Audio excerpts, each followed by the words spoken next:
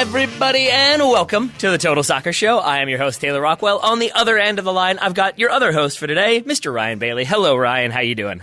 Hello, Tay-Tay. Hello, audience. Thank you very much for having me here once again. I am very ready to cast this pod, but I do have a physical malady to deal with this week, unfortunately. What's going on? I've been spending a lot of time on my laptop, as you do, and I think I've got what I'd call laptop neck. I can barely move my neck at the moment. I'm wearing sort of a back bracey thing, which I've been made fun of on other podcasts people may have listened to before for wearing. It made me realise, Tay-Tay, that if I were a professional soccer player, I think I'd be one of those perennially injured players. Like, because I've got laptop neck, I've probably got like Coke can thumb or taco elbow. It's like tennis elbow, but it's tastier. First of all, agreed. Second of all, we have so many games to get to, but I have so many questions for you. If your neck is hurting, why do you need a back brace? Do you have like some weird exoskeleton that plugs in and makes you super strong? Neck's kind of connected to... I'm no doctor, but I think the neck's kind of connected to the back somehow. It's everywhere. All right. It's everywhere. It's everywhere. I gotcha. Yeah. And is that from sitting up and looking over at your laptop? Is that from like lying in an uncomfortable position for too long? Like the uncomfortable position, because I've been working quite late at night with it as well. I've got like a sofa in my office, and I've been laying there hunched over, and that's what's done it. So the moral is sit up straight and be a good boy. I think that's what I should have been doing. And if you are one who's kind of perennially injured, but you're playing through it. I was going to say you're Daniel Sturridge, but you're playing through it. So I don't know who that makes you. You're some sort of warrior. You're like Arturo Vidal. We'll call you Arturo Vidal. I'll say Robin Van Persie, because didn't he used to have those injections before every game? Yeah. All right, that's good. That one works. And I too am injured. So it looks like we've got similar things. Yeah, I pulled a hamstring. Do you have laptop neck as well? I do not. I pulled a hamstring yesterday playing soccer, and then also got studs up to the ankle. I posted a photo of it on Instagram. It's still hurts a whole bunch. So between same leg. No, different legs. So left leg has a like hamstring brace on it, and right leg has an ankle brace. So I'm just walking stiff and looking weird. That's been my morning. Trying to coach small children while not being really mobile is it's a challenge. It's a challenge, Ryan. It's not so much fun. At least you're balanced though. Something on each leg, right? It's true. There you go. And really, I mean, hamstring will heal. Ankle's fine. I think that over like bad back, laptop neck, that's no fun. Coke can thumb also sounds pretty painful. Yeah, it's a minefield out here. I tell you what, it's really difficult, and it's made me realise that I'm 35 now, so I'm at that age where I would be retired if I were a soccer player. I'm not, unless I'm an Italian goalkeeper, of course. Yep. But it's the mortality's hitting me now. I'm getting neck problems and back problems like an old man. Oh, it's depressing. See, here we go. I'm turning 35 in August, so I'll be right with you there soon enough. But let's not be too sad about ourselves, because we've got lots of other soccer players and some injuries, I guess, maybe possibly to talk about. Let's start in Italy, shall we, with the Derby della Madonnina. My wife is going to be annoyed with me for not pronouncing that properly, because she used to speak, and I think still speaks, a decent amount of Italian. Inter with a 3-2 win over Milan. But I want to start with Jason Davis and I talked a little bit about this on a show a week or two ago, but I wanted to start with what is happening with Mauro Icardi. Did not play yet again. Ryan, how familiar are you, how up-to-date are you on the story of Wanda and Mauro? I think I'm reasonably up to date. Right. It's a very tabloidy kind of story, isn't it, this one? Like, obviously, Icardi's agent is Wanda Nara, not to be confused with Atletico Madrid Stadium, as I believe I have done do that previously. all the time. I do it all the time. I get so confused. Great game at the Wanda Nara this weekend, exactly. I tell you what.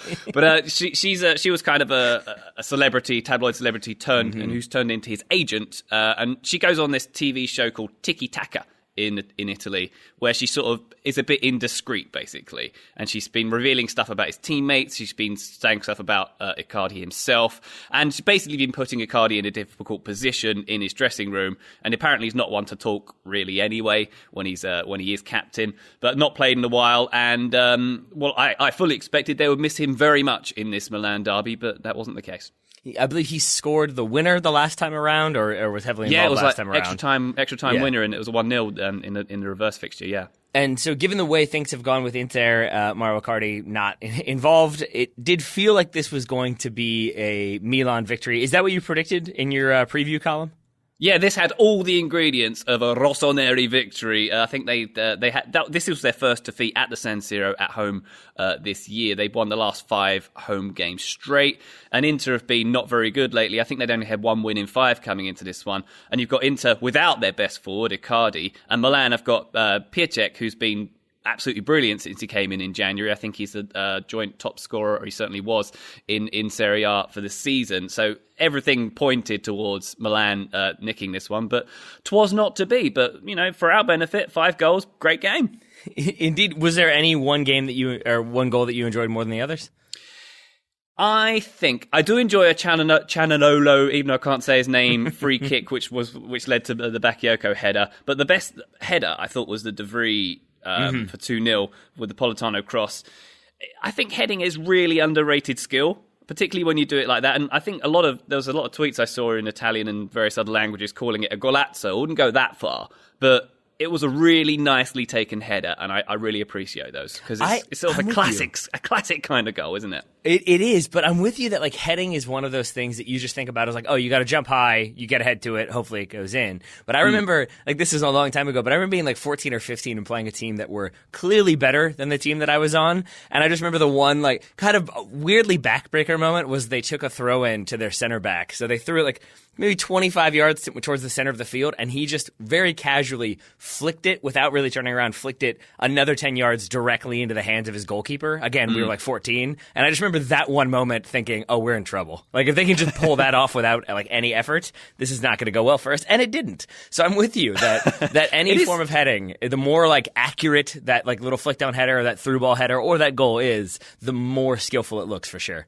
Definitely, and it's really hard to do. And I think when I've argued that Ronaldo's better than Messi in the past, which isn't an opinion I agree with anymore, which we might get to later, I think it's heading is one of the major things that he's got over Messi, and we've seen it pretty recently as well, haven't we? That leap he's got, and that's just such a difficult skill. And when you and I, not together, when we play rec soccer, you can appreciate how hard that is. It's hard to get on target and keep those eyes open. It's also, I coach, keeping the eyes open is key, because I coach an adult league team as well for guys who have maybe not played in a while or never played, and it's always interesting to see how people think you're supposed to head the ball, because that does kind of show you in that moment how difficult it can be, because I think a lot of people use their lower back, they'll try to go all the way back and then all the way forward, sort of a weird inflatable thing that pops up and pops back, and so just to realize how much power you can really get from those neck muscles, and why you got to work those neck muscles out. It makes it it's a really pretty thing when that header comes off perfectly. Again, Robin van Persie's pop-up header in the World Cup. See, we brought up Robin van Persie twice. The classic, this is the RVP show. But let's move on from headers, because it's making me wince with my laptop right now, thinking of doing headers. Let me ask you this about this game then. It's kind of a more general question, but I hope it makes sense. With Serie A, I think I've said before, nominally a Roma fan. I have a strange, weird personal connection to Roma that makes me root for them in certain moments, but it's not a league that I pay attention to as much. And I think a big part of that is because, number one, Juve are so dominant, but number two, I think you need sort of familiar narratives sometimes to help you get back into it. That if Napoli are suddenly challenging Juve or playing really exciting soccer, it makes you think oh, okay, I want to watch a Napoli game. And I say all that just to say that this has been the recurring thing for me with this derby, but particularly with Milan, is that I keep expecting them to they've gotten to this next level. Oh, they've brought in this goalkeeper and he's really, or this goal scorer and he's really good. And this is finally going to be the thing they need. And it feels like Milan keep not firing. And I'm wondering if you feel similarly about Milan, or you're seeing things that maybe I'm not seeing. What do you mean in terms of not firing lately, or? It just, generally speaking, it felt like Gattuso, I was very skeptical of that hiring. And then he has stuck around. They've given him lots of opportunities. And they're just keeping these moments where it's oh, he's won 6 straight, or oh, he's gotten 5 good results, or oh, they've made it out of the or they've made it into the Champions League spots. And it feels like we keep going up to that point where we're going to get back to that Milan of old, where they're consistently in the Champions League and consistently challenging for the title. And then it feels like they end up not getting there. And I genuinely can't figure out why. Now, again, I wouldn't say I'm an expert when it comes to Milan, but it feels like they have the pieces there. And if you're going to back Gattuso, then it does feel like they should be able to come into these games that we both expected them to win and actually win. Yeah, I think the pieces are coming together, as you say, and they have been out in the wilderness for far too long. And it'd be nice to see them back in the Champions League, which it looks like it's going to be something that will happen this season. Hopefully so, anyway, for the Milanistas out there. But yeah, I mean, I kind of like what Gattuso does. I like the fact that they're pretty defensively strong, apart from in this game. I mean, the defence was essentially what let them down in this game, because they've been pretty tight up until this game in the last few. Yeah, I don't know what to say. I'm enjoying watching them at the moment, and I think they are we're gonna see them on the big stage next season. And whether they stay there or not depends on how well they keep spending. And the money issue's been an issue in the past season or two, so we'll see how that goes, I suppose. Now, one thing you mentioned in the preview column that you write was about the kind of looming prospect of a new stadium. That does tend, it feels like to me, to give teams a bounce to have a new home if they ever move into them, Tottenham. But when they do, Juve, I think it really does kind of give them this like air of like things are changing. We're back to like where we wanted to be. And I'm wondering how much you followed of that narrative of like what the kind of plan is right now. It sounds like maybe they're not going to be sharing a stadium in the future. That's reminded me of a good tweet I saw this week, by the way. It was something along the lines of, it's 2048 and the 63rd Brexit amendment's just come in, and Tottenham are advertising their first home game at the new White Hart Lane Stadium, which made me laugh a lot. But yeah, it looks like it's up in the air a bit with the San Siro at the moment. There's reports saying that they're going to be spending a lot of money and aiming for sort of a 2023 opening of a new San Siro stadium a few hundred meters away from the current site. Now, if you've been there, I was there a few months ago, lucky enough to be there a few months ago, and it looks like there's a lot of space around near the stadium, so it looks like it's kind of ripe for development. They want to model the new one on the MetLife Stadium, apparently, so continuing the trend, putting it in the middle of nowhere and have it freezing cold with no roof, I suppose. Perfect. Is what they're going for that one. Both teams apparently going to play there, depending on who you read and who you listen to. Both teams are going to put a bit of money behind it as well. I don't know. I mean, it's kind of sad because for the San Siro's, like when it was refurbed for the World Cup in 1990, it's kind of that. I love the design in it. It's the design of a stadium that, like, what the 90s thought the future would look like. It's kind of like when you go on that ride at Disney World inside the giant golf ball, and it's like, oh, this is what the 50s thought the future would look like, huh? But it's kind of like that. That's what it reminds me of. And I don't know. I don't have any great connections to the San Siro, but I always feel a bit sad when a classic stadium goes down and they put up a new sort of generic template next to it, don't you think? Yeah, I mean, I like, again, similarly, nominally, I liked the Yankees. I would say I'm more Nationals now that there's a team in Washington, but it's the same thing as like you take down Yankee Stadium, you build new Yankee Stadium, like right across the street from it, and it just feels like this modern sort of thing that's supposed to be an approximation of the traditional thing, but it's not. Yeah. The same, and it is new, but so like some of the quirks of the new design you don't really forgive because it's not this old thing, and it doesn't maybe look as good, and then you have NYCFC playing in the outfield. So as long as maybe Milan and Inter don't do that, as long as NYCFC aren't forced to play their games on a smaller pitch inside the San Siro, the new San Siro, maybe it will be okay, but it always does feel like you end up losing a little bit of that history, especially if especially so if you're moving it from like a city center to the outskirts of the city, because you can get more land there at a cheaper value. But when it's moving from the outskirts to the outskirts, it almost feels like you're missing an opportunity there. And I know it's slightly more challenging to build in Milan than it is in maybe certain other cities. But it still would be nice to maybe just have it a little bit closer, less out of the way, less more modeled on a giant stadium for the Giants, I think. Yeah, although interestingly, the president, Paolo Scaroni, has said, I've got the quote here, perhaps a new stadium would be easier, but there are also large-scale renovations like Anfield. So maybe they'll just put a new lick of paint on it and some LED lights. Maybe that's what they'll do. That's all you need. New paint. That's what they seem LED to lights. do. I'm in Charlotte and the Panthers Stadium, so every season they put a new ring of LED lights around, and everyone goes, "Ooh, look at that! This place wasn't built in '95. It's wonderful." All right, well, let's move to England. Let's talk a little FA Cup, shall we? Would you rather start with Manchester United or Manchester City? Let's go United, please. All right. The TSS Derby, Wolverhampton hosting Manchester United in the FA Cup. Wolves getting the win 2-1. Daryl, very sweet to not text me anything until I texted him. Most of it was negative things about Luke Shaw. His were far more polite than mine. But going back to your preview columns again, Ryan, you actually saw this one coming, I do believe.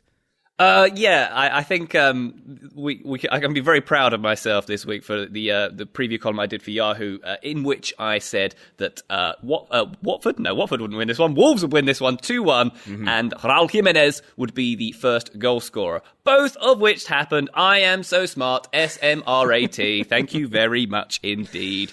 And actually, I got another prediction right in that same piece, which we can talk about later as well. But let's stick with Wolves. I just saw this one coming a mile off. I think it's they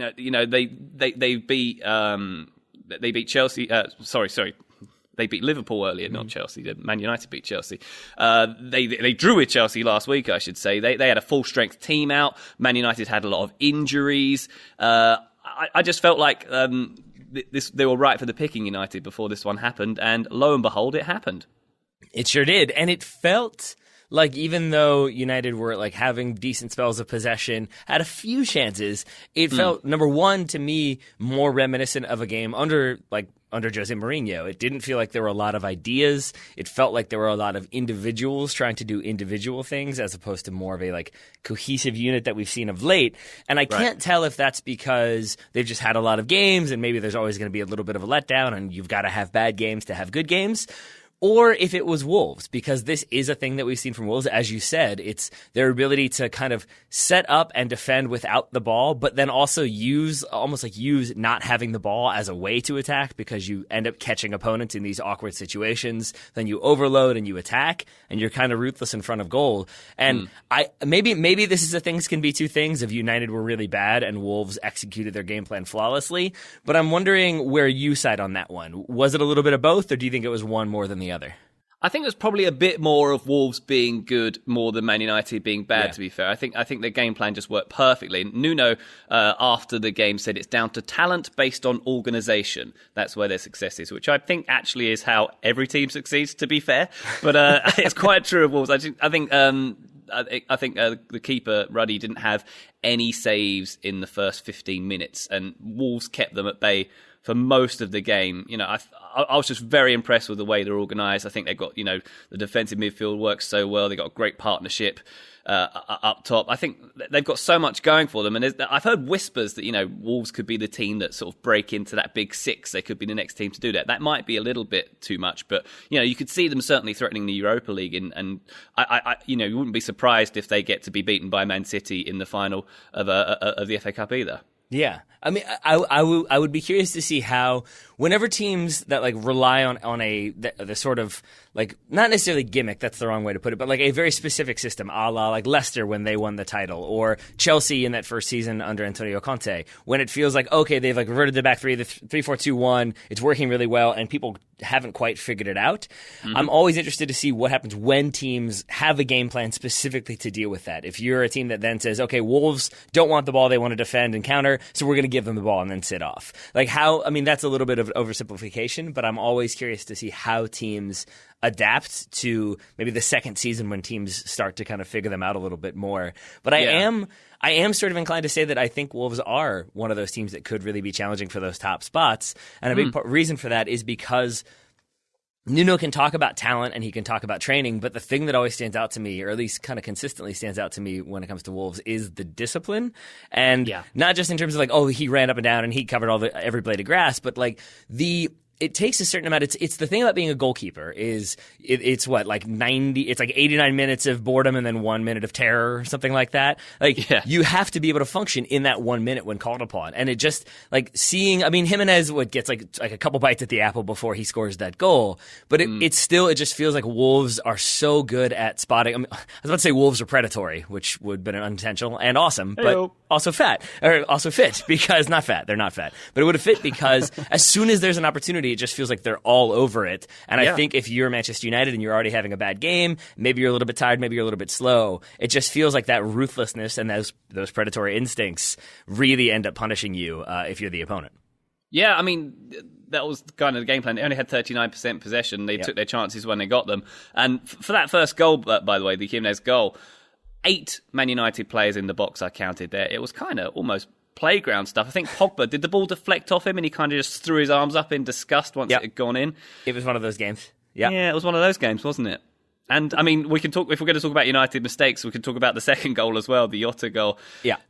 Luke Shaw didn't come off great from that incident. Not so I don't much. think. Not so much. And Lindelof sort of didn't really feel like applying any pressure whatsoever on the attacking players. So he was busy cursing out the bench, I think. I can't remember what minute that happened, but he got angry with his Portuguese speaking. Did Victor that was Lindelof. later on, wasn't it? Yeah, he got a little bit testy, definitely. Yeah, a little bit. I don't really get Luke Shaw from, like, I know he's a very good footballer, but when I see it, like, I saw him walk out at halftime because Wolves did their whole, like, blackout and very dramatic introduction to the start of the second half, and Luke Shaw walked out, and he does not look like he should be a professional soccer player to me. He just has there's just this weird build. It's a little bit stocky, and so I don't know if that just stands out to me more because of the way that whole sequence went down. But yeah, it was was it a misplaced pass back plus then not getting good position? I forget what the sequence was, but it was not lovely from Luke Shaw, certainly. It didn't cover himself in glory. I mean, I think he did put in the cross for Rashford's goal in garbage time, or whatever you want to call it. But not a great performance from him, and not great in general from Man United, was it? It was not. It could have been worse. It could have been the red card for Lindelof, which, given the way things went, it would have just meant he was suspended for the next FA Cup game next season. What did you make of that, by the way? I see you beat me to it. I see, and I can't tell because I don't know if this is my, like, Manchester United fandom. I think he went in aggressively. I think he was probably trying to make a statement with that challenge. I don't know if the statement was, I want to break your leg. But it's certainly, as the commentator said, the trailing leg, or his, like, sort of, I think he, like, tackles with the left foot with the right foot kind of bent in, and it really is like the shin and knee of his right foot that catches the player. I think I was with the commentator that it felt like a harsh red, but I could also understand why it was a red, which is why I was surprised to see it overturned. And now I'm wondering where you are on it. Were you surprised to see it overturned, or did you think the whole time it probably wasn't going to be a red? Ryan, who grew up in the 90s watching soccer, will be like, that's definitely not a red. He won the ball, come on. But I can appreciate the nuance of it being a red card, and I wouldn't have been totally surprised if it was. I can't help but thinking it was made worse because it was right by the dugouts. It happened right by the benches. Yeah. Mm-hmm. So you get all the outrage of both benches of it happening right there. And as you say, Lindelof giving a bit of back chat as well.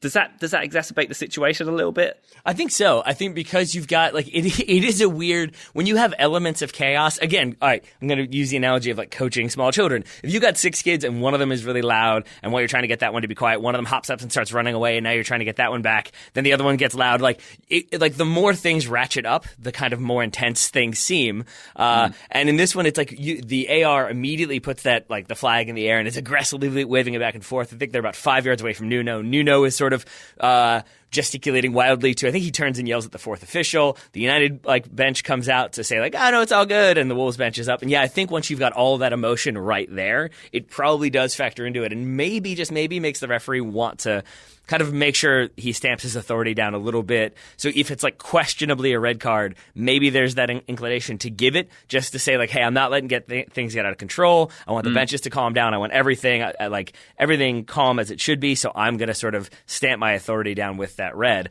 That's interesting. I hadn't really thought about that, but yeah, that does make sense as I kind of talk myself through it. Yeah, there you go. I'm here to help. Tate. And also, when you talk about discipline from Wolves, I would agree with that. Apart from Willy Bolly, he's so close to getting a red card in every game, isn't he? But it's the closeness, Ryan. It's the closeness that matters. He's on the razor's edge, and I love it. I bring up VAR because we need to talk about it in relation to the next FA Cup game we're going to discuss. But before we get to that, we should probably talk about today's sponsor, SeatGeek. Ryan Bailey is going to be with me to do some advertising conversation. Ryan, were you familiar with SeatGeek before I told you that we were going to be talking about them today? I was indeed. I believe I've even been a patron of theirs. There we go. Because you know what? Getting tickets online can be far too complicated. Hundreds of sites and varying levels of reliability. It's hard to know who to trust. That's why SeatGeek is the way to go. It has been for me in the past. And I've been looking through their little website here. Okay. What you got? Quite a few little events I'd like to attend. What anything that jumps out, like, right away? Because usually they've got the big concerts, then they've got the stuff that's in your area, and then I think if you browse enough, they get some, like, kind of recommended stuff based on what you've done in the past. Yeah, they learn all about me, haven't they? So I quite fancy going to see John Mayer, but it's very expensive. You are a guitar person, right? I am. I very much like his musical stylings, which isn't a terribly popular opinion of mine. I mean, I was gonna. It's kind of bold. It's kind of bold that you went with John Mayer. Like, you could have. I feel like there's a hipper one that you could have said for all the kids out there to be like, actually. Yeah. Okay. There we go. There we go. now you've steered the other way. I would like to go and see the Pixies as well. So I think they got Weezer on that tour, if I'm not mistaken, and they're doing that again, maybe. Anyway, yeah.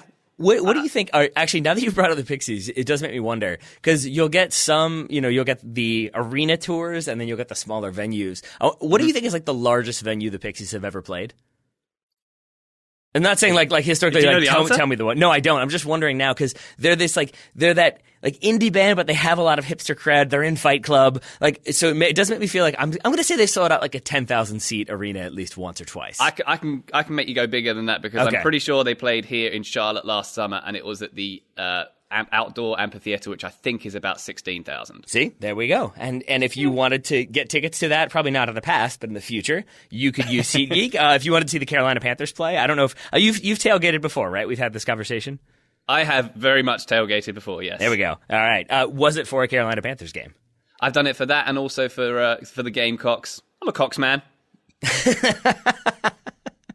Well, that's good to know, and it's good to know that maybe they don't have you covered when it comes to the tailgate, but you can get the tickets to the event. Then you can set up your own tailgate, and best of all, our listeners can get $10 off their first SeatGeek purchase. Just download the SeatGeek app and enter the promo code TSS today. That's promo code TSS for $10 off your first SeatGeek purchase. Worth noting that every purchase is fully guaranteed, so you can shop for your tickets on SeatGeek with confidence. You don't have to worry about showing up and finding out that they're printed on fake construction paper and have, I don't know, like Monopoly money as a logo or something like that. It's all genuine. It's all real. So SeatGeek gets you covered. So folks out there, remember, SeatGeek, life's an event. We have the tickets. Man United does not have a ticket to the next round of the FA Cup. See what I did there? But Man City do. Let's talk about Man City's 3-2 come-from-behind win over Swansea. So damn smooth. I do what I can, Ryan Bailey. I'm guessing you were paying like closer attention to this one because of your writing interest in Manchester City, if not your rooting interest. So where were you? Did you see this comeback coming, or similar to Manchester United, did this feel like one of those games that maybe things just weren't going right? Maybe they're just they're not quite as focused as they should be, and Swansea will end up reaping the benefits. Once again, with your questions, is it this or this? It's a little bit of both, Tate. I think I did think I thought the comeback would be coming, because this is Man City, and you see how oppressive they are to teams they play these days, and they do tend to grind out and get it done. Full credit to Swansea though for going 2 up. I think they did a wonderful job, and sort of you look at that first goal. There's a penalty, wasn't it? It was a pretty fair giveaway from Fabian Delph, and a second one was Selena scored the second one. It was, you could see the way that Otamendi had been completely pulled out of position. Like a really, organised defence was made to look pretty disorganised in that instance, and it was a great finish as well for that goal as well. But I think, I don't know what Pep says at half-time, but he clearly said enough, and clearly they were helped a little bit by not having the VAR cameras installed. Do you think he said, go down if you need to and stand a little bit offside, no one will know? Do you think that was the halftime instruction? Yeah, Sergio, if you can stand a few inches offside just to get that edge, it won't matter. Go for it. I think that's probably what he said. Let's talk about this controversy then for a moment. From what you've read, from what you understood, why was there no VAR in this game? From what I understand, it's because they wanted to keep it consistent so that only Premier League stadia had the VAR in this competition. But I think that hasn't been consistent, because I think in the League Cup they've had it in VAR in non-Premier League stadiums so far this season, if I'm not mistaken. Yeah. And also the argument, if you're gonna have VAR, if it's going to be a thing, why not use it when it's there and you can use it? It seems bizarre that you wouldn't use something like that. And even Pep, after the game, he said, all around Europe there is VAR. Here there is not. I don't like to win that way. Yeah. I am sorry. And he turned away and sort of giggled to himself with his hand over his mouth like a little schoolgirl. Yeah. But hey. It felt strange to me, because number one, as you said, it was the inconsistent consistency, or the consistency of being inconsistent, that they we don't want to use it here, we only use it in the Premier League except for the times that we haven't just used it in the Premier League stadia. That doesn't really make as much sense to me. And then it does feel like you're then inviting that moment, or those moments of drama, when even the Aguero one, he is offside. It is very, very close, and that I guess is a clear and obvious error because he's like a toe offside. But it feels like by not having VAR there, you're just opening yourself up to that sort of criticism, that sort of attack. Because even if it's like a debatable call, is it possible for a human to spot that one? I mean, I think maybe if you're a Swansea fan, you say definitely he should have. But it's a confusing thing for me to not have VAR there, especially so when you have it in other games. And as we were just discussing, a red card being overturned due to VAR. So then you look at this other one and it suddenly is like, well, there's two huge decisions that changes the outcome dramatically. And it doesn't really make sense to me. So I was pretty frustrated with that. I'm assuming Swansea fans are. My question then is, would it have mattered, do you think? I guess because letter of the law, it would have been offside, so maybe that goal comes back. I'm wondering specifically about the penalty, though. What did you make of that penalty shout? Yeah.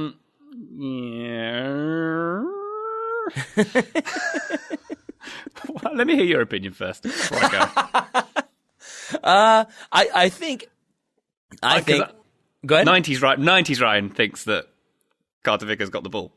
Yeah, and it was a really good challenge. Yeah, that's where I am as well, I think, and maybe that might be the Americanness of wanting Cameron Carter-Vickers to not be at fault for terrible things, and maybe that is also not loving Man City to have the biases on the table there. But It felt to me like he gets the ball. There's a little bit of contact. I compare it. I think about it maybe in relation to in the Champions League games last week. Mohamed Salah, it's the one where he maybe should have squared it to Sadio Mane, but he gets through. He gets the shot. I think it's blocked at the very last second and ends up rolling out of bounds, almost goes in. And in that one, if you watch the slow motion, he takes a couple different knocks and probably could have gone down. And if he just goes down and doesn't really sell it, I think it's probably a penalty, but he tries to stay on his feet. And I think about that in relation to Sterling, where he probably gets a little bit of a knock. Could he have stayed on his feet? I would say yes. And so to me, it's then, is he sort of recognizing, I'm going away from goal, I'm not going to be at a very good angle, there's a little bit of contact, I'm going down? That feels like a more realistic scenario to me. And to me, that then means that maybe he's kind of making a meal of it. And even if it wasn't like the best of challenges, it still to me feels like it was a good enough challenge that maybe the contact didn't necessarily merit a penalty. Yeah, I think at the end of the day, if VAR was there, it wouldn't have been a penalty, would it? And I think that particularly if Sterling's got form for this kind of thing. You remember when he kicked the ground against Shakhtar Donetsk and went down a little too easily. It's a shame because it would be nice to have Swansea going a bit deeper in this competition. I think it's a shame when the smaller teams do go out at this stage in these circumstances, but. It is the weird double-edged sword though of like modern soccer, that we say that, but then whenever there's an FA Cup that is like two smaller teams, everyone then is like, who cares? Like it's like That's true. You want it to be the smaller teams until you don't, which is, we want our cake and we want to eat it. Can I lay down a little hot take on the offside when you mentioned it, but it was very, very marginal. Sure. When it is marginal like that, even if it was offside, I think you should give the benefit of the doubt to the attacker, particularly in that situation when it was a really nicely taken goal. That Bernardo cross was incredible. It was great, wasn't it? I think it absolutely was. Give the benefit of the doubt, right? And I think Daryl Grove would agree with you as well, because he is a big proponent of the idea that it should be changed so that if it's any part of the attacker's body is level with the defender, then that attacker should be onside. That's where Daryl is on the offside rule, because I think he wants it to be a little bit more favoring the attack, not necessarily limiting it. And especially once you're going to have VAR coming into the equation, that you're going to have some stuff where it is like, is the player offside? Technically, yes. I'm not saying this was even one of those, but we have seen those in the past where it's like, is his knee slightly ahead? It's possible. So then is that offside? I guess. Does that really matter? I don't think so. So I think like in the letter of the law, I guess it's offside, but I think I'm with you that I would much rather see those calls. Like it needs to be really obvious. If we're both looking at that and you say, oh, he's onside, and I say, no, he's definitely offside, right there, that speaks volumes to me. Right. That's what I'm saying. Yeah. Benefit of the doubt in that scenario should go to the attack. All right. I want to move on because we've got lots of other games around the continent to discuss, but I want to stay in England for one more moment because you brought something to my attention last night that I was not aware of. Can we talk Watford versus Roy Hodgson for a moment? We certainly can. So I don't know if the people out there are aware that Harry the Hornet... I was not, and we need to talk about it. The Watford mascot. He's got a nemesis in world soccer. He does. It's an old man called Roy Hodgson. So The history was, I think it was last year, there was a moment when I think it was Wilf Zaha dived or allegedly dived, and Harry the Hornet was geeing up the crowd, or provoking the crowd on the back of it. And Roy Hodgson in his presser afterwards was like literally calling Harry the Hornet a hornet, a man in a costume with a big smile on his face, a disgrace He for definitely doing said that. it was a disgrace. This went so far that the man who played him as an actor, do you call him an actor when they're inside a mascot costume? The person inside the costume You call him quit. the inspiration is what you call him. That's what you certainly do. Yeah, everyone will dream of that. But yeah, he had to quit, the guy who was inside it. That was how bad it got. And then again in this game, this FA Cup game they met, which Watford got through against Crystal Palace, there was the sight of Harry the Hornet with a pitchfork popping balloons and sort of doing it not too far away from Roy Hodgson. Yep. I just got the impression that Harry the Hornet literally haunts Roy Hodgson's dreams. I mean, I don't think you're wrong. And first of all, I love that it even predates Hodgson, because I think the original incident that Harry the Hornet was making fun of is when Big Sam was at Crystal Palace. And then I think he alluded to it again, like the next season or whenever Roy Hodgson had taken over. So it's this long-running thing of this mascot just mocking one player and like inciting anger within the manager. Big Sam slightly less frustrated, but yeah, Roy Hodgson reading his quote where if it weren't Roy Hodgson and if it was somebody maybe younger, it would have felt like a deliberate troll. Like, because it just felt like he was like, it's a disgrace and it has no place in this game. And, how can you do such a thing? It was like as though the mascot had actually physically attacked Wilfried Zaha. So then, to see him, I don't know why he had a pitchfork. I don't know why he decided it was time to go pop balloons. But like, he had to have taken that from somebody, right? He had to like gone to the maintenance shed or a grounds crew and been like, I need something to pop those balloons. Oh, I hope he didn't go, because I hope he didn't go to Roy Hodgson's shed and take his pitchfork from him. That would have been even worse, wouldn't it? Maybe he's taunting him with his own gardening tools.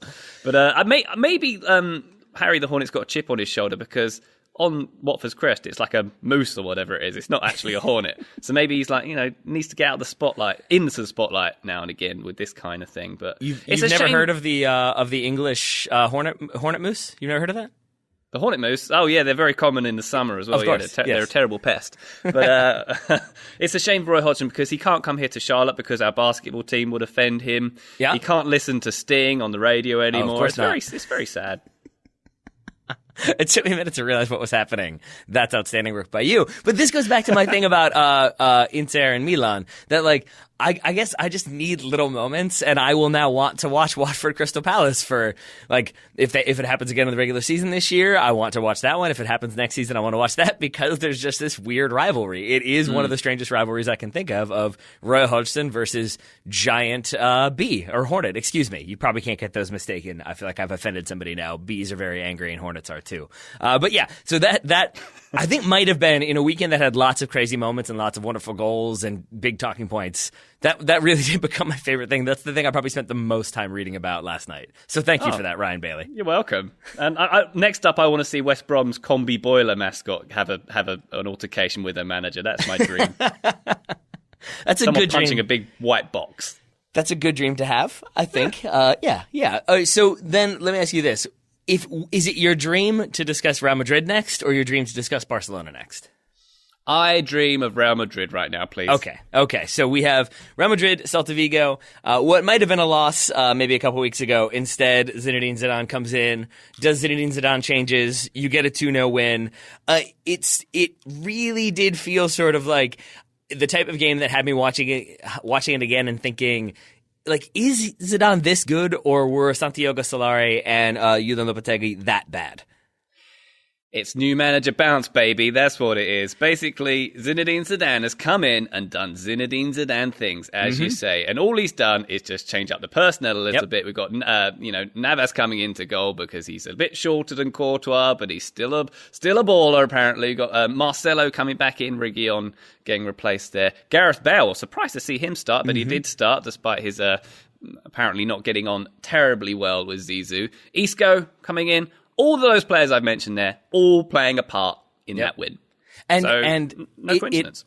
it ends up being, in my mind, like the best possible start he could have hoped for. Because, as you said, the Bale one is a big factor. Gareth Bale was the one who lost out kind of consistently when Zidane was there. So to see him start and play well and get a goal, that's a big factor. But yeah, little things like, I mean, I guess not little things, but having Marcelo return to the lineup, he just looked like he was up for it. Like he kind of knew that he was out of the equation, that Zidane gave him a second chance. And you saw him look as deadly as he has looked in the past in his attack and causing problems and just doing little clever things. Keylor Navas pulls out a big save. I don't know if Thibaut Courtois in his current form makes that save. That header, was really good, wasn't it? Yeah, and Isco almost scores. Isco's all over the place doing the Isco thing that we saw him do under Zidane. And this was with injuries. This was with Casemiro suspended. So to see all of those things combine, again, it just made me feel like, is he this good? Like, can he just do that? Can he just show up and be like, you two, you play now, and now we're good again and we win stuff? You know what? I think he's discovered the secret. All you do is play your best attacking midfielder, your best fullback, your best forward,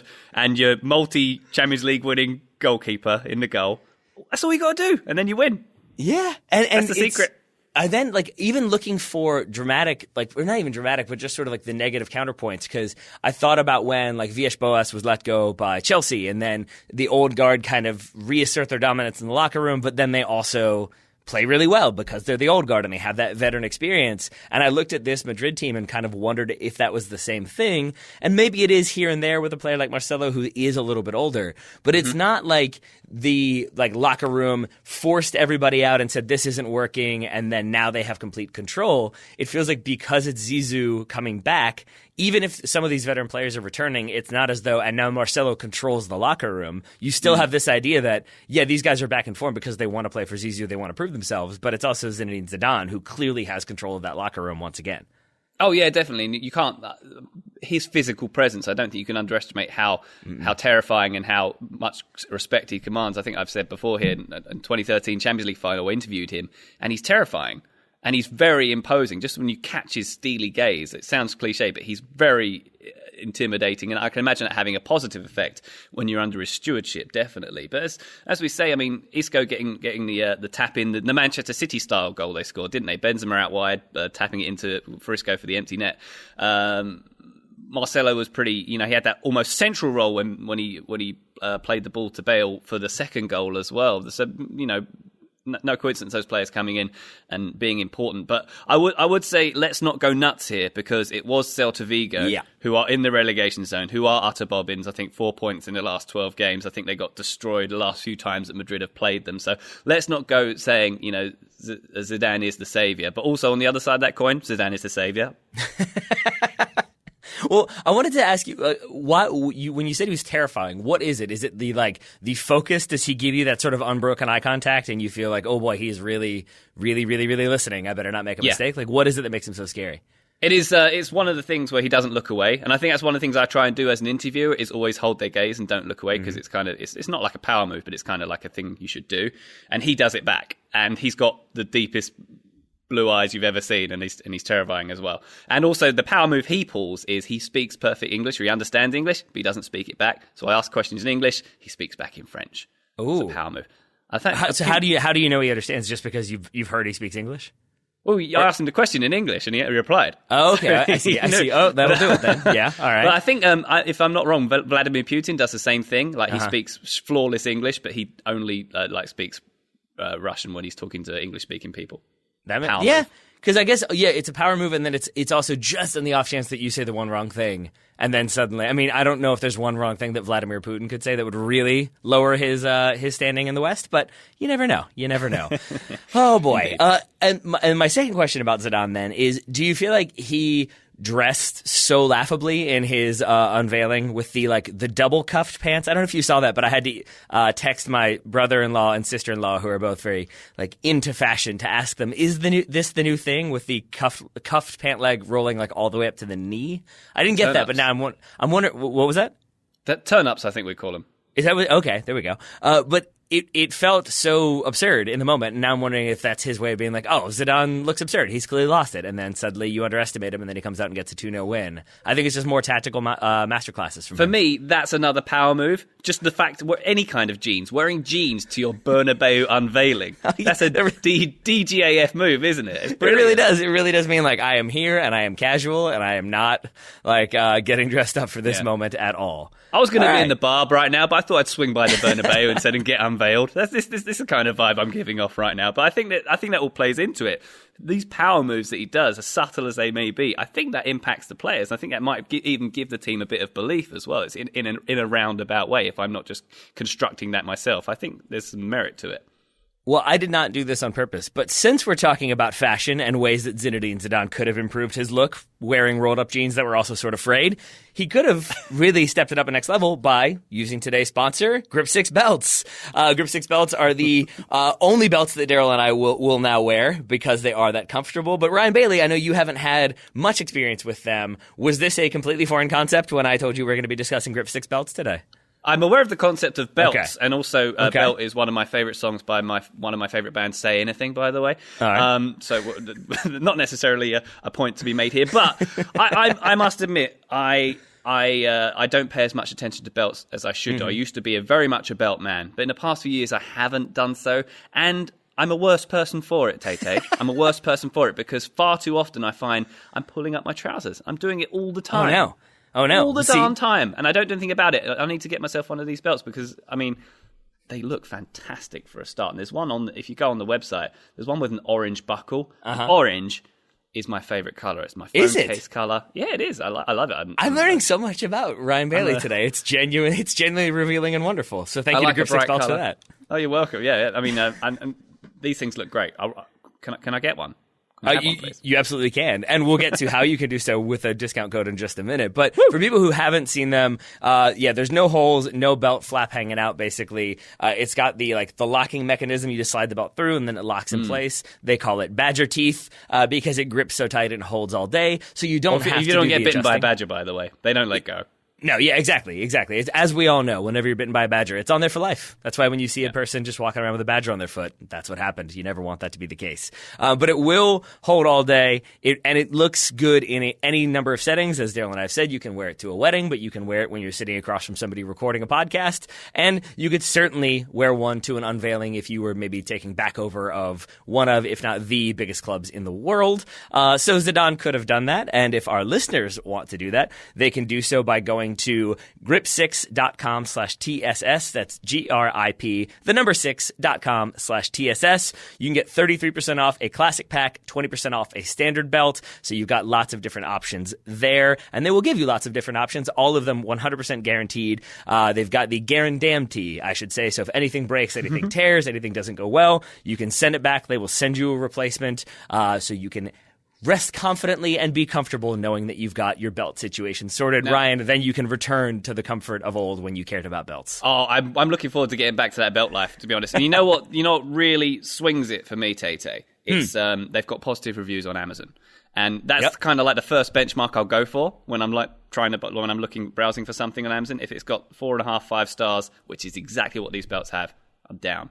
I'm down with it. And it's really comforting because they have so many of them, as you said, that like I find no matter what, if it's like 52 reviews and 3 of them are 1 star, even if those 3 1-star reviews are clearly like crazy people or don't make any sense, I still find myself giving weight. Exactly. It's like I give weight to them, even though I shouldn't. But when it's 900 reviews, it's a little easier to be like, okay, these people probably know what they're doing if they've got that many reviews. Or it's just a massive conspiracy, and I don't think that's the case.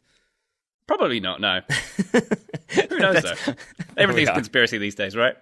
Of course. But thank you to Grip 6 for sponsoring today's episode of the Total Soccer Show. Let's stay in Spain now, Ryan, and should we just do maybe 3 minutes of applause as our way of discussing Barcelona 4, Real Betis 1?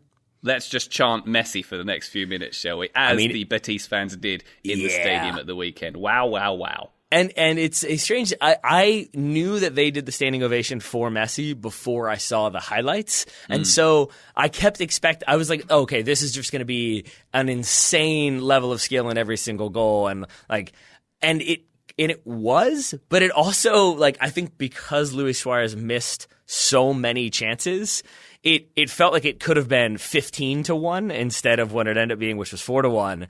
And so that sort of distracted my attention for a little while of watching Luis Suarez and be like, okay, this has got to be the time he scores. And then he still puts it wide. And so once you kind of get through that and go back and watch it again, then you can really, really appreciate the beauty of everything Leo Messi did. Although the third goal always stood out because that's a goal that I don't fully understand how he did that or how you can have the kind of knowledge to know how to do that in that half second of decision making. A dink. Do we call that a dink? Yeah. I mean, I guess so, but even then, like a dink, I feel like that usually is like, oh, he just kind of like just lifted it up over the player, lifted up over the on-rushing goalkeeper. For it to be a one-time chip from inside the 18 when the goalkeeper is inside his own 6, and then it just tings off the crossbar as well. It's a dink and then a ting, and it's impressive. The old dink-ting combo is one of my favorites. But I think it's certainly universal truth that if a goal hits either the post or the crossbar, it's infinitely more beautiful. And it did just have everything, that goal. And, the free kick for 1-0 was absolutely wonderful. I was watching it again this morning. I found a highlight with French commentary, and the commentators just start giggling. They're like, oh my gosh, Messi's done it again, hasn't he? Because he just elicits that joy from you. Even if you're not a Barcelona fan, I'm certainly not myself. It's just joyful to watch, and we could reel off a ton of stats because he seems to break a record every week. That was his 45th hat trick, so on, so on, and so on. It just feels like, even at this stage of his career, he seems to get better with every game. Yeah. And it seems like certainly this second half of this season, he seems to be getting better every game. And his stats, I think he had that when he broke that bone earlier in the season. He missed a few games. But other than that, he's just been consistently brilliant this season. And I can't say enough good things about him. I'm turning into Gary Lineker's Twitter feed because I cannot stop talking about how amazing Messi is right now. I mean, it's helped. Like your willingness to turn into Gary Lineker's Twitter feed is helped by the fact that everybody seems to be of that inclination. I watched the highlights with Graham Hunter, who's been on our show talking about Leo Messi in Barcelona. He was doing the color commentary, and he similarly, when that third goal happened, you could hear him just like clapping and laughing off mic because it was that absurd. But he has that ability. But to your point, he's also this player who, like, the older he gets, he still looks just as deadly, if not more. And he's taken hits. He's had injuries. He's been kicked all over the place. And I can't really figure out what it is. A lot of times when it's a player whose game was never necessarily about speed, I think that really helps them with the longevity of their career. If you're not basing everything on being lightning fast, I think you can play a little bit longer. But given, again, the kicking and the knocking around and like all of the national team duty as well and how frustrating that's been for him, it still feels like we should be seeing him start to decline, or we should have a couple conversations about like, Messi 3 years ago, he gets that ball. Messi 3 years ago, he scores that goal. Yeah. And instead, Messi right now still scores that goal and still gets that ball. And it really does just make me all the more appreciative to like be able to watch him, as glowing and silly as that sounds. Oh, definitely. It is a player who can just pull stuff off that I don't know if there's anyone else on the planet who can do that. It's just like the ball's a magnet to his feet. And again, it sounds cliche, but like that second goal when he got the pass from Suarez, there were 3 defenders right within a yard of him. Like they're doing everything they can to stop him scoring. He still gets it and he still puts it away. It's ridiculous. But I think the best thing about this game for me was Suarez's goal. So he chases down the ball. He does a little sprint to the halfway line. Barcelona win it back because, in part, due to his pressure. Chases all the way from the halfway line. Beats like 5 players. 3 of them end up on the floor. Scores an absolute worldie of a goal. And it's not even the best goal of the game. Nope. I mean, it's so. But what did you make of Suarez overall, though? Because when I knew he scored, because I knew the result again before I watched the highlights, and to see him miss as many as he did and have as many chances, to then he scores and it's a really great goal. But I think part of the reason why we don't talk more about it, or why I'm not as inclined to talk about it, is because of what Messi did, and the hat trick really does kind of trump whatever Suarez may have been able to do, but also because he had so many misses, it felt like, oh, okay, he finally got his, and that's good, and that makes it an okay performance, but Lionel Messi stands head and shoulders above. That's kind of where I am with that goal. It's a really impressive goal. How he ends up scoring, I still don't fully understand, having watched it about 30 times, but he does. It just doesn't feel quite as like monumental as the things Messi did in this game. Yeah, and I think Suarez is not as monumental as Messi, I think, is the headline to take away from it. And I think he's had a difficult season, definitely. I think, is he on 18 goals for the season? I think it is. So a little bit down on what you may expect Suarez to be, particularly with Barcelona being at the quality level they are this campaign as well. But, I mean, let's not take away from the fact that he did score an amazing goal. Come on. Yeah, I mean, he did. You're right. I think it's also that, like, to bring up my bias again, a friend of mine, when the Champions League draw was about to happen, asked me who I would like and who I wouldn't like. And I said, like, I mean, I wouldn't mind getting Barcelona. Like, it'd be fun to play them, because it's always fun to play a big team on a big night. But also, exactly. But also, I felt like maybe they're a little bit there for the taking, and that, like, they kind of can take their foot off the gas a little bit in La Liga. Maybe they're not as sharp. Suarez hasn't had the best of seasons. Maybe they're there. And then you watch this game and you see Messi do the things that Messi can do, and you're reminded, oh yeah, he can just score at any given moment. You can never really feel safe when Lionel Messi's on the field. And now I'm terrified. So that's about where I am. That's the full range of my emotions. Should have just wished for Porto instead. That would have been much safer, wouldn't it? Yeah, that probably would have been smarter. That probably would have been way smarter. But at least we're not PSG. I can say that much. Who did get their 3-1 win over Marseille this weekend. I think, again, to go to your preview, you saw this one coming, didn't you? Oh, man, Tay, I had such a good time in my fixture forecast this week. Not only did I nail the Wolves-Man United score and first goal scorer, there you go. But I also offered the prediction of a 3-1 win to PSG, and to if you are inclined, place a bet on PSG winning by 2 goals, which is what happened. It sure is. Thank you very much. I was paying attention to this one, not just because I wanted to see what happened, but because I wanted to know how good Ryan Bailey's predictions are, because Daryl and I avoid doing scoreline predictions. We do, like, specific predictions about this player will get an assist, or this player will have, 90% completed passes. So to see a person knock it out of the park twice in one preview with only 4 or 5 games, I think you talked about for the weekend. Yep. That's good stuff, Ryan Bailey. Why did you see this coming, aside from the fact that historically it's been the thing that happens every time? It's pretty much that is how I saw it coming, because the classic, one of the biggest rivalries in Europe, and certainly I think the biggest in France, it's been a bit one-sided of late. I mean, PSG have definitely dominated the head-to-head lately, and is it 2011 the last time that Marseille won this? I think is that what we're saying here? You are correct. Yeah, and PSG have won the last 4 or 5. So, and you look at their respective lineups. Well, then again, you see Marseille have got their secret weapon, Mr. Mario Balotelli, who's been scoring for fun. I think he scored 5 in his last 7 outings. Certainly been having some fun celebrations of late with his T-shirts and his phones, and I think he may have had one lined up for this game too, if I'm not mistaken. He did. From what I saw, it sounds like he had a shirt underneath his jersey with Marcus Rashford's name or face, I'm not entirely sure, on it. He didn't end up scoring, so we didn't get to see it in all its glory. But that feels like an appropriately Mario Balotelli thing of, like me, if I'm playing against a team that is destroying the league that I'm in and just winning it so comfortably, I'm probably not going to wear a shirt to deliberately antagonize them, but I am also not Mario Balotelli. I think if he had have done that, say if Marseille had taken the lead, Mario Balotelli scores a goal, he whips out his Rashford shirt. It's trolling, but he's setting himself up for failure, surely, because PSG are obviously going to be more than capable of scoring a few more goals than Marseille on the day. And the thing that's bizarre about this move for me, I like his antics. I'm generally a fan of Balotelli. But this one, does he remember that he used to play for Liverpool and Man City, and he's wearing a Man United player? Oh, no. He certainly does not remember that, or care, at the very least. I do wonder which team he still has the most affinity for. Like, I kind of think it's Milan, but then the second stint there didn't go so well. Yeah. I don't know what team that would be that he feels the most closely connected to. I don't think it's Man City or Liverpool, given that he was wearing that jersey. Maybe it's Man United. You never know. You never know, Ryan. Probably. So my other question for you coming out of this game, I have a question and an observation. And I'm going to go with my observation first, which is that Angel Di Maria murdered a human in this game because Steve Mandanda gets a red card for coming out on Angel Di Maria breakaway. And then it's, So there's a red card there. It's like a 35 yards out free kick. Johan Pele, I had to look it up, would not have expected why Pele to have been a goalkeeper, but he was.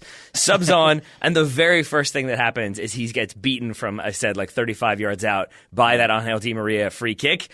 And I just can't imagine a thing that would break your spirit more than being that replacement goalkeeper coming in and thinking, like, this is it. This is my time to shine. I'm going to step up. I'm going to deny PSG. We're going to win this one. Oh, no, he scored. Never mind. Why, Business as Pele? usual. Why? Carry on. Yeah, I felt so sad for him that was his introduction to the game, was to be immediately beaten from distance by Angel Di Maria. This game did belong to Angel Di Maria, though, didn't it? I mean, he was on for the hat trick, and when that the penalty opportunity came along late on, and he was arguing with Mbappe of who to take it. Mbappe won it. He missed. I wish maybe it would have gone differently if the Argentine had been given that. But even for the first goal, for Mbappe's goal, with Di Maria played a lovely assist to him. Yes, he did. But did you see how much space Kylian Mbappe had on that left channel? Yeah, you should mark him. All the defenders were dragged over to Di Maria, which, credit to Di Maria for having that ability. But yeah, even when sort of Mbappe was sort of 30, 40 yards out, he was on his own. And I mean, I'm no expert. I'm not a coach in any way, but I'd say maybe if Mbappe is on his own, put someone near him. He's quite dangerous in those situations. But also just from a simple standpoint of, like, if it is a player who's slower, if Zlatan is wide open 30 or 40 yards from goal, you feel maybe a little bit better about that. Zlatan being wide open, you never feel that comfortable. But you can kind of be confident in the idea that I'll probably be able to catch up to him. Even if it's like 20 yards away, I can close that angle a little bit more and just cause him a little bit of problems. I would say the opposite is true for Kylian Mbappe, that you want somebody on him just to hassle him, just to make him have to think, just to make him change up that run just a little bit. But if he's wide open and making that run and there's no one around him, that's pretty much the worst possible situation you can find yourself in if you're trying to defend Kylian Mbappe, and he made that clear with his goal. Not great. Yeah, and to be fair, Mbappe's going to outrun you, whoever you're up against, but at least give him a sporting chance, Yeah, but you can give him a bump. You can give him just a little bit of a hit. He's got to take you into consideration that much more. I'm not sure PSG have to take anybody into consideration, at least in France, which is my other question I had for you coming out of this. We saw, similar to Bayern Munich rebounding and destroying Mainz, I think it was, or I forget who they put to the sword this weekend. It was Mainz 05. They're now known as Mainz 06. Thank you. Oh, I applaud you. I That applaud was you over actually the from microphone. their own Twitter feed, so I won't take credit for it. I applaud you no more. I applaud them instead. But it did also make me wonder with PSG taking apart Marseille a little bit. Like, what do you think has to happen for someone to challenge PSG? Not this season. They're 20 points ahead with a game in hand, so probably not this year. But what is the most likely thing you can see that happening to either have PSG fall off or have somebody else catch up? Because the scenarios I can see are some other billionaire comes in, a la what happened with Monaco for that one season where they had Kylian Mbappe and things seemed good. Like a billionaire kind of reinvests deliberately or specifically to challenge PSG. That makes sense. Or maybe we see the ownership group pull their money out as financial fair play gets more restricted, and maybe that is what brings PSG back to earth. But I just can't see a scenario where there's a Leicester City and some team just kind of finds a way to win throughout the season. I feel inevitably PSG in their current form will be able to kind of handle Ligue 1. So what do you think it would be? What's the most likely thing that could happen to cause PSG not to win the league? Yeah, I don't think it's like Stade Rennes getting a billionaire coming in and suddenly, or a Leicester story. I think it has to be a downfall from Paris somehow. I think either it is FFP comes so hard they get their license taken away, or they get done in some third party thing or something. One of the 600 investigations that City are under, maybe one of those gets PSG. Maybe something like that. Or I think more likely, as you say, the money men from Qatar getting bored and picking up their toys and leaving. I think that could happen. I mean, we've seen that happen a little bit. Monaco, they're still there. Most of the owners, aren't they? But they've sort of pulled back. But you think of teams like Malaga and to a certain extent Valencia as well, where they've had loads of money and loads of promise, and then suddenly, not going to fund that anymore. Yep. Yeah. And I could see that kind of thing happening on a whim. And speaking of Man City, I actually was writing about their investigations, and there is a thinly veiled threat that if they do get punished really harshly for any one of those investigations, there's a sense that the owners might just go, this isn't worth it, we're going to walk away. And I think that's more of a threat than an actual thing they do, because they're like, we're going to take away our money making machine from you guys, see how you like it. But that would be one of the only instances where I think PSG could actually be dethroned in Ligue 1, because they're just too far away. And as soon as another team gets more money, PSG will just, pull a bit further away, won't they? Get better as well. Yeah, that feels like a likely result. But with the City one, are you saying they would pull away from just Man City, or would they pull away from like all City football group? I don't know. Probably just Man City. I'm guessing it depends what the nature of the punishment. But I don't think it would happen. Is the point. I think it's just something they say would happen. To say, we're gonna leave if you're mean to us. You better be nice to us. They've definitely taken that approach in the past with the we'll hire lawyers. You better find a way to accommodate. I think was it the chairman said something like, "I'd rather sue them for the next 10 years and spend 50 million on lawyers than pay 30 million in a fine." So that's the kind of people we're dealing with. Yeah. But I think the reason why, like, to go back to the original question, the reason why I ask it is because similar to Bayern, I kind of thought, oh, they're knocked out of Champions League. That's the thing that it felt like, especially PSG, were really trying to push for, and especially the way they were knocked out. So it would have been almost understandable for them to fall off and have a bad performance this weekend, similar to what happened with Manchester United, and instead for them to come out and they look like they cared. And that shouldn't be like a big statement, but just to go out of the Champions League and then to be playing a team when you know you're at that point 17 points ahead of them, or like you have that huge gap, it would have been understandable to see them take their foot off a little bit. And instead you see Marco Verratti fighting for every single ball, and Angel Di Maria arguing with Kylian Mbappe about the penalty. And it's just a strange thing that it feels like they so readily kind of aren't up for it, but then simultaneously can be up for it in games that you wouldn't expect them to be. So I suppose if they are going to be up for it in a domestic game, it's going to be this one, to be fair. That makes sense. That is true. And maybe we'll talk a little bit more about Marseille, or I may bring them up in just a moment. We've got another question that we've kind of self-proposed, but it's in relation to the final game we're going to be discussing, Borussia Dortmund's 3-2 win over Hertha Berlin. Hertha, as you noted in our show notes, 5 goals and 2 reds. They took the lead twice. Not a great game from Hertha Berlin. Certainly not the result they were looking for Dortmund. It keeps them in the title challenge with Bayern Munich, who obviously pulled further ahead on goal difference, given the shellacking we've already discussed. I guess starting here, how frustrated would you be with this result were you a Hertha fan? To see this team take the lead, to seem like they can play coherent football, and then really it felt like shooting themselves in the foot and letting Dortmund back into it. How bummed out should Hertha fans be? Or contrastingly, how excited should Dortmund fans be to see their team, again, knocked out of the Champions League, rebound with a come-from-behind win and a not last-minute, but close to last-minute goal from Marco Reus? Yeah, it's a wonderful for Dortmund. I mean, it's got to be encouraging getting that last-minute win to show that you can do that kind of thing in clutch moments is the kind of thing that makes a champion after all. And, lovely combination from Mr. Jadon Sancho and Marco Reus. I love saying his name, Marco Reus, in the 92nd, I think, or 93rd minute. Yeah. But as for Hertha fans being disillusioned, disappointed by it, I think that's kind of a state of mind they're used to, given their relatively recent history, given their massive underachievement. I mean, lovely to see Solomon Kalou bringing it back. I guess remember who he is with a couple of goals in this one. But I think you must have a feeling of perennial disappointment as a Hertha fan. That's my theory anyway. I would agree with that. And that led to the question of, is there a major city team who underachieve any more than Hertha Berlin? Well, this is what I was saying in our show notes here, because Hertha Berlin, I don't know if you've ever been to the stadium, the Olympic Stadium. It's tremendous. It's a beautiful place to play. And World Cup final in 2006 was there, and Olympics and whatnot. It's they've got all the trappings and setting to be a really dominant team. They're in the capital of Germany for a start. And you think about every other capital city, Paris, PSG doing pretty well. Madrid teams do well. Ajax in Amsterdam, Roma. We can go on about big European sides. Generally, in the big cities, you're well represented.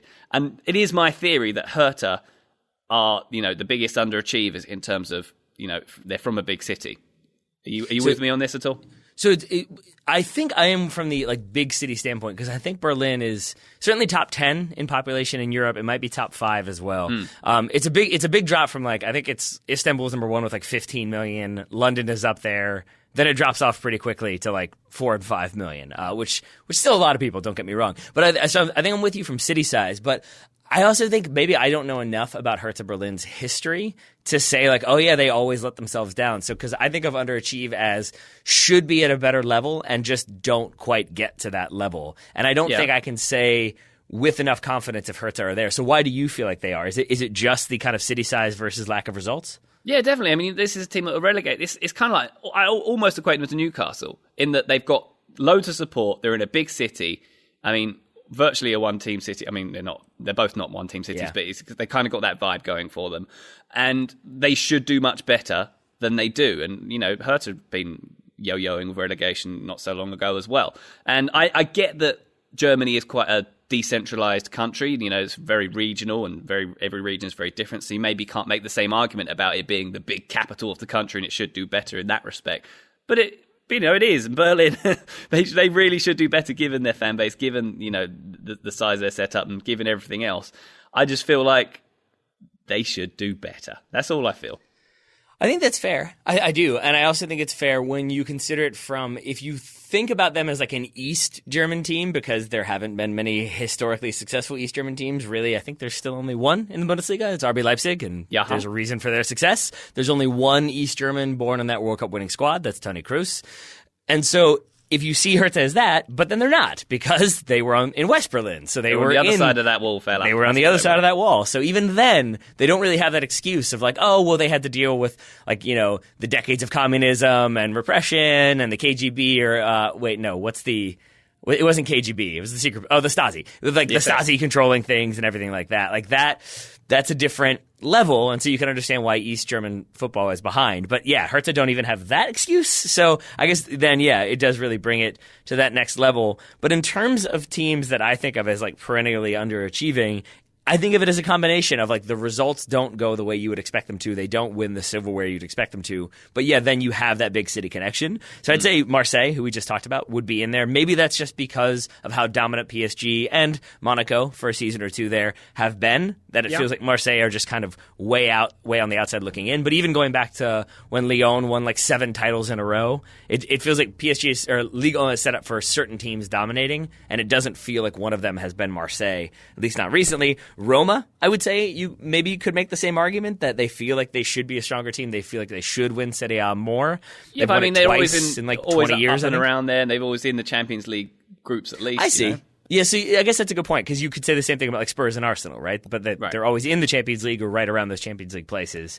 So what about Hamburg? Hamburg is the other one that I had on my list, as I think it's the 12th biggest city in Europe, and for them to go from never being relegated to falling out of the bottom, I'm not sure if that's underperforming or just being very bad for a season and suffering the consequences. Yeah, St. Pauli's probably their biggest competitor, so they haven't really got an excuse there. No, that's a good point. Hamburg too, they're definitely a yo-yo side. They're definitely always in the relegation playoffs and whatnot. So, yeah. I'm pretty excited to see Hamburg, though. I hope they do come back, because I haven't been able to watch them since they're in 2 Bundesliga. I haven't been able to watch much of them. But from what I've read, they're using their goalie as an actual sweeper, as in he steps up and is part of like a back 3 when they have possession, like 40 yards from his own goal.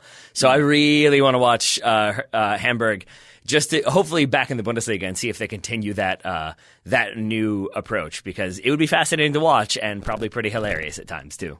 Maybe so. But just looking at Hertha's honour list here, the last time they won the German Championship was 1931. I understand some stuff happened in the few years after that in Berlin that might have affected things, but it's 2019 now, and they more recently won the Zweite Bundesliga. So I just feel like I'm not angry with you, Hertha. I'm just disappointed. Did you just refer to the rise of Nazism, World War II, and the ensuing Cold War as some things happening? Yeah, I didn't want to. Don't make me. I don't want to give the impression I'm treating that lightly. I'm just saying that I understand there was socio-economic situation there, but my point being that they are in a major city, and they should be doing a lot better.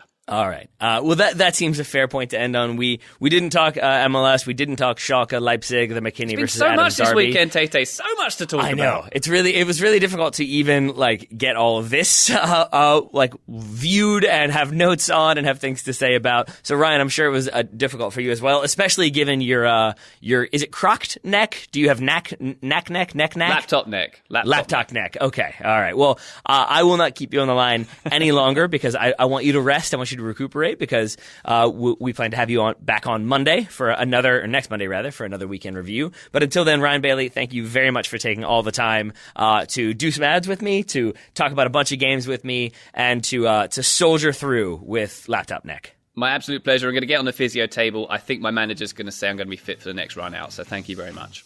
All right. Thank you very much, Ryan. Listeners at home, we will talk to you again soon.